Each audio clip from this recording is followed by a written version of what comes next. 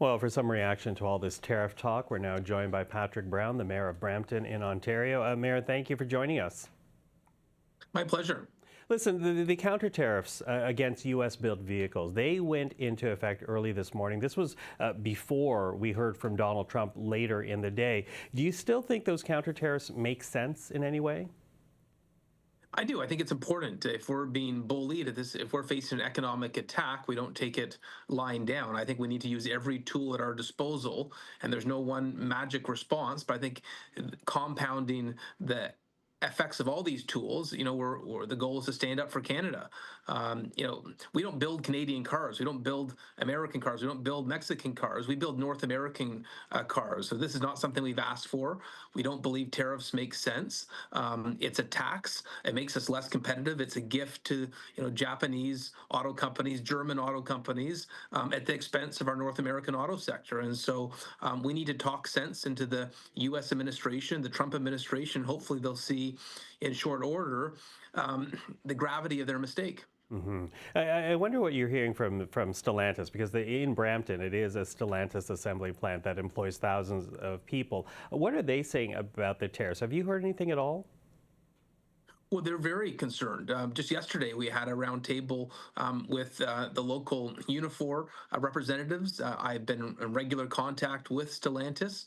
The fact that the plant the product for the plant that was to be reopened has now been canceled indefinitely. We have thousands of jobs at risk. And I can tell you that the head of their union, Vito, is very concerned. They're never coming back. And I'm not just concerned about the Stellantis jobs. We have thousands of related auto parts jobs in our community that are also at risk. And so, I worry that if this tariff fight becomes protracted, you're going to start to see consumers simply change their market behavior, and the North American product will become less and less competitive. Less and less competitive because necessarily with tariffs they become more expensive. Is that the argument?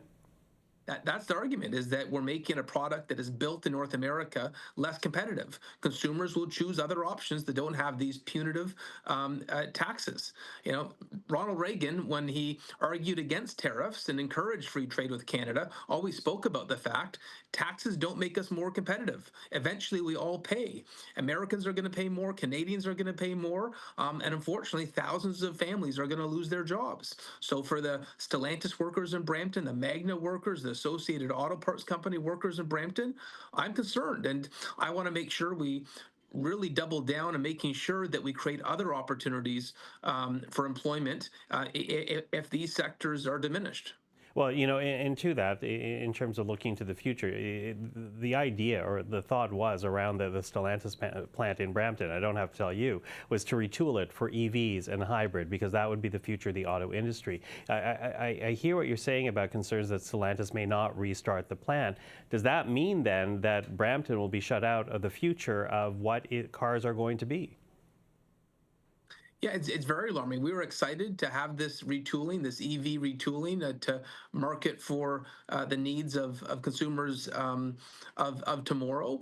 I worry that Canadian plants are at risk. I don't believe it's just Stellantis and Brampton. The worry is that all these auto footprints that are for North American production are going to be at risk. It's why we need to use every tool in our toolbook to push back against this Trump policy. I was down in Washington, D.C. a few weeks ago with Canadian mayors, and I have to tell you, senators, congressmen, we're all saying we don't support these tariffs. I think there's a lot of support in Washington for the Canadian position and for this historic friendship. I really feel there needs to be a toned approach right now. One, persuasion to try to talk sense into the Trump administration, but two, making sure that we stand up for our industries. I can tell you right now in Brampton, in Peel region, even with our local utility, Electra, we have changed our procurement rules to say we're now prioritizing made in Canada. There is economic consequence for this policy in the U.S., and they have to feel it. If they don't feel it, I worry they'll continue down this reckless path. You use the term economic consequence, and of course, for people that who are on the bubble of losing their paychecks are concerned about that. What are you looking for from Ottawa and other levels of government to help see your community through really uncertain times up against the Trump administration? So there's a few things that need to be done. One, we need help to find new trade routes and markets for companies that may lose contracts in the U.S.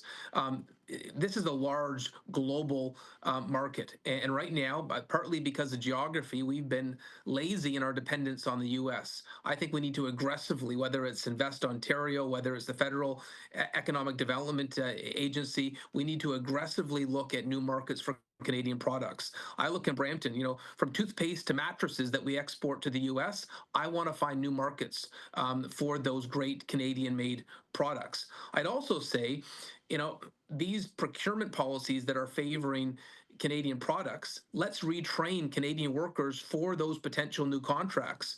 When I mentioned utilities, just yesterday, Electra announced they're going to switch from American smart meters and American transformers to Canadian-made ones. Maybe there's some auto workers that are currently unemployed right now that we could retrain to build transformers. I think we need to look outside the box to make sure that families have jobs, that those that may be pushed out of employment because of this reckless Trump policy have other opportunities immediately.